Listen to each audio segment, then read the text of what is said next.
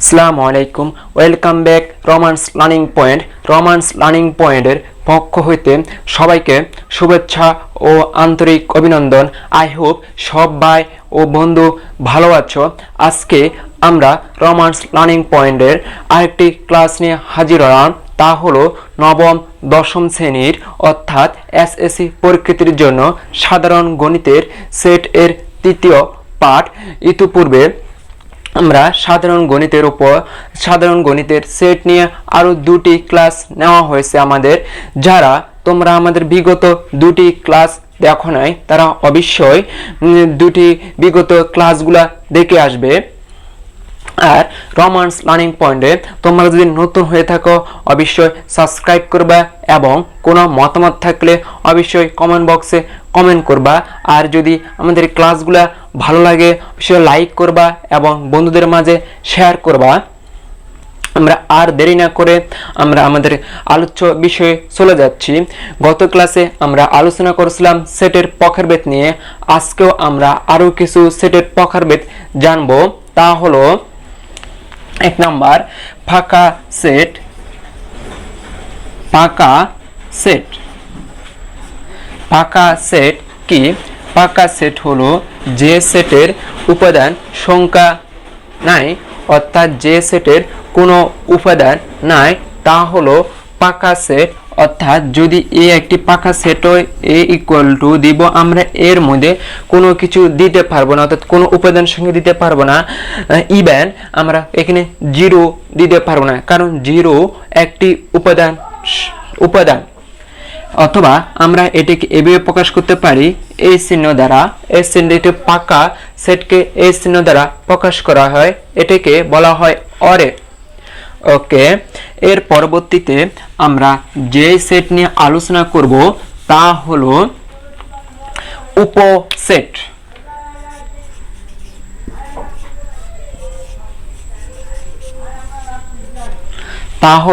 উপসেট অর্থাৎ ইংরেজি নাম হচ্ছে সাবসেট। উপসেট কি? উপসেট হলো কোনো একটি সেট থেকে যতগুলা সেট গঠন করা যাবে তাদের প্রত্যেকটিকে ওই সেটের উপসেট বলে।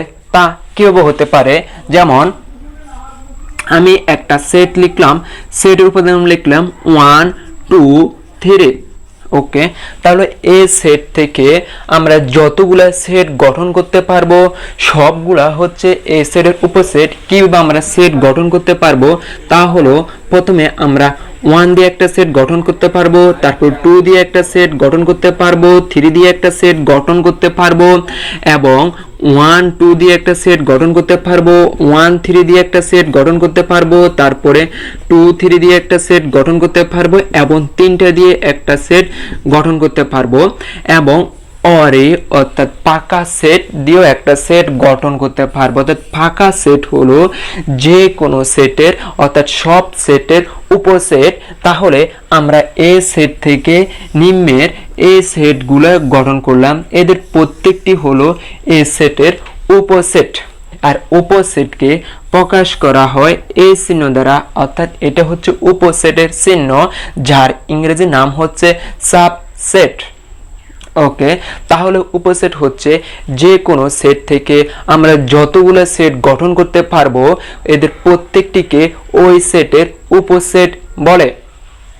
এর পরবর্তীতে আমরা যেটা জানবো সেটা হচ্ছে প্রকৃত উপসেট, প্রপার সাবসেট। অর্থাৎ প্রকৃত উপসেট কি? সাপোজ আমি একটা উদাহরণ লিখলাম, উদাহরণের মধ্যে আমি লিখলাম 1 2 3। এর পরবর্তীতে এই সেট থেকে আমরা 1 একটা সেট গঠন করতে পারবো, 2 একটা সেট গঠন করতে পারবো, তারপর 3 একটা সেট গঠন করতে পারবো, তারপরে 1 2 একটা সেট গঠন করতে পারবো, এবং 1 3 একটা সেট গঠন করতে পারবো, তারপর 2 3 একটা সেট গঠন করতে পারবো। ওকে, এবং অরে একটা সেট, ফাঁকা সেট একটা গঠন হবে। তাহলে প্রকৃত উপসেট হচ্ছে কোনো একটা সেট থেকে যতগুলো উপসেট গঠন করা যাবে ওই উপসেটের উপাদান সংখ্যা প্রদত্ত সেটের থেকে কম হলে ওগুলোকে বলা হয় প্রকৃত উপসেট। আমি এই সেট থেকে এই উপসেটগুলো গঠন করলাম। এই সব সেটের উপাদান সংখ্যা প্রদত্ত, অর্থাৎ এই সেটের উপাদান সংখ্যা থেকে কিন্তু কম। এখানে উপাদান সংখ্যা আছে 3টা, কিন্তু এখানে উপাদান সংখ্যা একটা, হাইস্ট আমার 2টা করে আছে। তাহলে এই সবগুলো হচ্ছে আমার প্রকৃত উপসেট। ওকে, উপসেট আমরা যদি এ সেট লিখলাম 1 2 3 উপাদান সংখ্যাকে যদি আমরা n দ্বারা প্রকাশ করা হয়, তাহলে আমার এ সেটের উপসেট হবে, উপসেটের সংখ্যা হবে 2 টু দি পাওয়ার n, অর্থাৎ এখানে 1 একটা সেট হবে, 2 একটা সেট হবে, 3 একটা সেট হবে, 1 2 একটা সেট হবে, 1 3 একটা সেট হবে, 2 3 একটা সেট হবে, সাথে 1 2 3 একটা সেট হবে এবং পাকা একটা সেট হবে। এগুলো হচ্ছে আমার উপসেট, এ সেট উপসেট। কিন্তু এ সেটের প্রকৃত উপসেট কি হবে? এ সেটের প্রকৃত উপসেট হবে 2 to the power n minus 1, অর্থাৎ প্রকৃত উপসেট থেকে একটা সেট অর্থাৎ উপসেট থেকে একটা সেট কম হবে, ওগুলো হচ্ছে আমার প্রকৃত উপসেট। ওকে,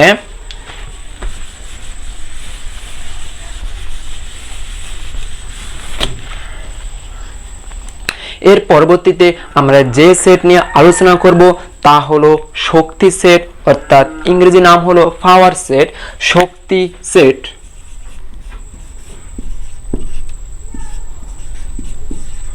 শক্তি সেট, আমি একটা সেট লিখলাম, সেট উপাদান লিখলাম এ বি। তাহলে শক্তি সেট কি?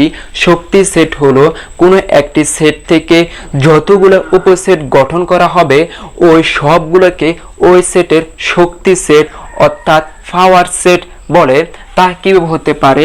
আমি একটা সেট লিখলাম, এ সেট উপাদান লিখলাম এ বি। তাহলে এই সেট থেকে আমার কি কি উপসেট গঠন করতে পারবো? আমরা এই এবং পাকা সেট যে কোনো সেটের উপসেট হবে। তাহলে আমরা এই সেট থেকে এই সেটগুলো গঠন করতে পারবো। এগুলো হলো আমার এ সেটের শক্তি সেট। এটাকে লেখা হয় পাওয়ার অফ এ সেট। ওকে, এখন আমরা পাশে কিছু ম্যাথ লিখেছি, এই ম্যাথগুলো এখন আমরা করার চেষ্টা করব।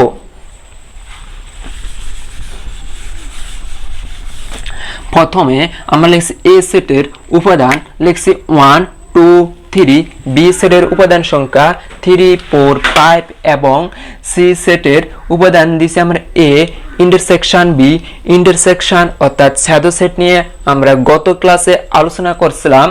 এর পরবর্তী আমার প্রশ্ন হচ্ছে এ সেটের উপসেট নির্ণয় করো।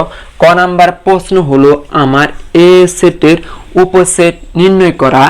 এখন আমরা এ সেট হলো, এ সেটের উপাদান সংখ্যা হলো আমার 1 2 3। ওকে, তাহলে এ সেটের উপসেট হবে এ সেট থেকে যতগুলা সেট গঠন করা যাবে। তাহলে এ সেটটাকে আমার কি সেট গঠন করা আছে? 1 দিয়ে একটা সেট গঠন করা যাবে, তারপরে 2 দিয়ে একটা সেট গঠন করা যাবে, তারপরে 3 দিয়ে একটা সেট গঠন করা যাবে, 1 2 দিয়ে একটা সেট গঠন করা যাবে, এর পরবর্তীতে 1 3 দিয়ে একটা সেট গঠন করা যাবে, তারপরে 2 3 দিয়ে একটা সেট গঠন করা যাবে, এর পরবর্তীতে 1 2 3 দিয়ে একটা সেট গঠন করা যাবে এবং পাকা সেট যে কোনো সেটের উপসেট। তাহলে এ সেটের উপসেট হলো আমার এগুলা। ওকে, এর পরবর্তীতে পরের প্রশ্নটা হলো আমার পাওয়ার অফ সি নির্ণয় করো, অর্থাৎ সি সেটের পাওয়ার অর্থাৎ সি এর পাওয়ার সেট বাহির করতে বললো। এখন আমরা এই ম্যাথটা করার জন্য আমরা ক নাম্বার ম্যাথটা মুছে ফেলতেছি। ওকে,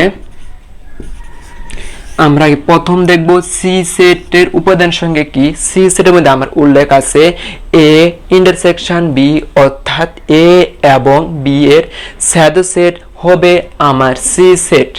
ওকে, তাহলে আমরা সি সেট এর উপাদান সংখ্যা বাইর করব। তাহলে আমার এর উপাদান সংখ্যা হচ্ছে 1 2 3 ইন্টারসেকশন বি সেট উপাদান সংখ্যা হচ্ছে 3 4 5 ইন্টারসেকশন অর্থাৎ স্যাডো সেট মানে আমরা জানি জাস্ট কমন উপাদানগুলো হবে। তাহলে এখানে আমার কমন আছে আমার এখানে কমন আছে জাস্ট 3, তাহলে আমার এখানে হবে 3 অর্থাৎ সি এর উপাদান সংখ্যা হবে একটা, তা হলো 3। ওকে, এখন আমার বলা হচ্ছে সি সেটের সি সেটের পাওয়ার সেট নির্ণয় করার জন্য। তাহলে আমার পাওয়ার অফ সি হবে এই সি সেট থেকে যতগুলো উপসেট গঠন করা হবে তা হচ্ছে ওই সেটের পাওয়ার সেট। যেহেতু আমার সি এর উপাদান সংখ্যা একটা, তাহলে এখানে একটা উপসেট গঠন করা হবে, সাথে আমার পাকা সেট উপসেট হবে। তাহলে এ 3 এবং পাকা সেট হলো আমার পাওয়ার অফ সি সেট। ওকে,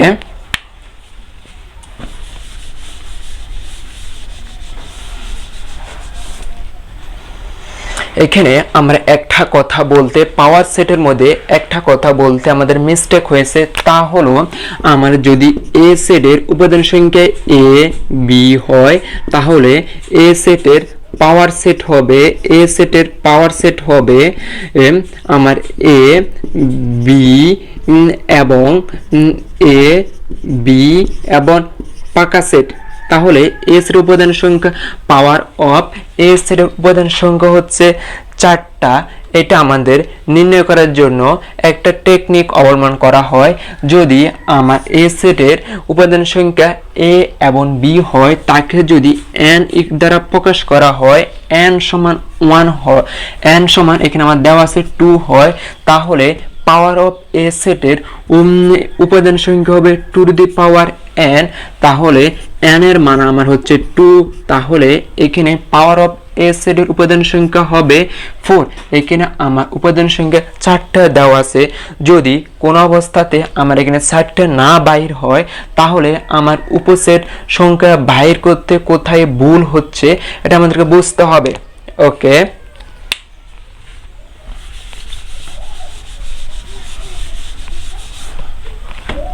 এর পরবর্তীতে ম্যাথটা হলো আমার এ সেটের মান দেওয়া আছে, বি সেটের মান দেওয়া আছে এবং C set A union B হলে দেখাও যে পাওয়ার অফ এ সেটের উপাদান সংখ্যা 2 টু দি পাওয়ার n কে সমর্থন করে, যেখানে n হলো আমার সি এর উপাদান সংখ্যা।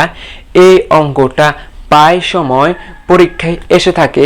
এখন আমার এই অঙ্কটা করব।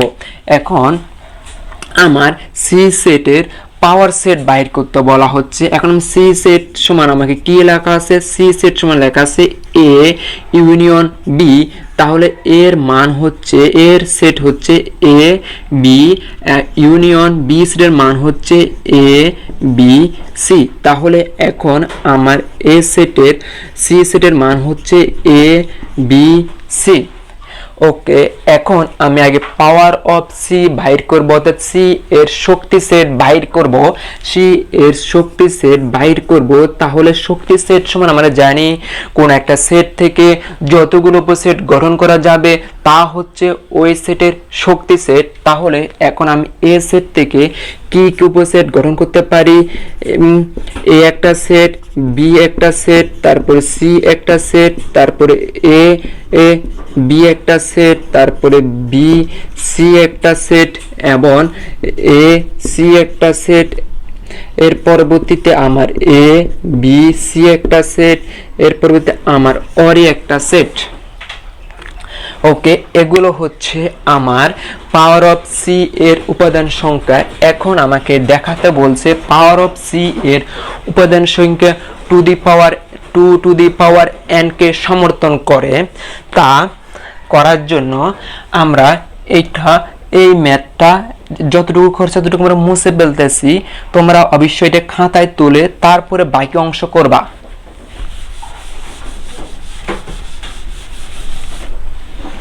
ওকে, এখন এটা বাকি অংশ করার জন্য আমাদের হবে যে লেখাগুলো লিখতে হবে, এখানে জাস্ট আমরা কয়েকটা লাইন লিখতে হবে। যে লাইনগুলো হবে সি এর, আমরা লিখব সি এর উপাদান সংখ্যা, উপাদান সংখ্যা, এটা সংখ্যা আমরা সংখ্যাবে লিখলাম। উপাদান সংখ্যা 1 হলে পাওয়ার অফ সি এর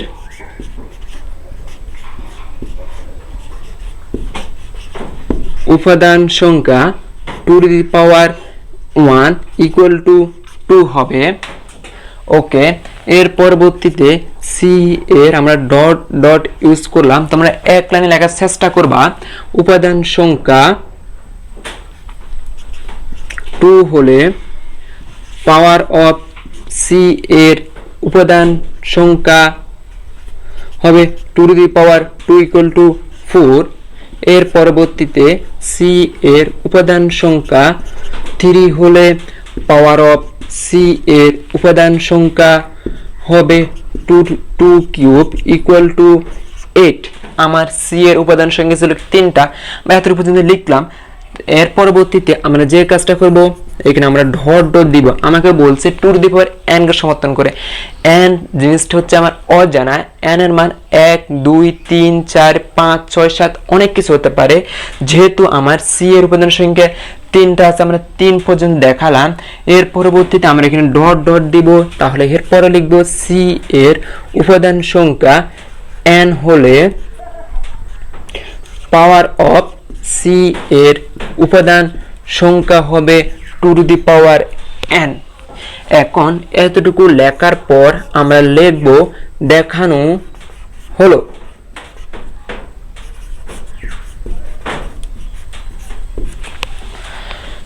ওকে, এইভাবে ম্যাথটা আমরা করব। প্রায় সময় পরীক্ষা এসে থাকে। সবাইকে এতক্ষণ সাথে থাকার জন্য ধন্যবাদ। এর পরবর্তীতে আমরা বীজগণিত নিয়ে আলোচনা করব। ততদিন পর্যন্ত সাথে থাকো সবাই।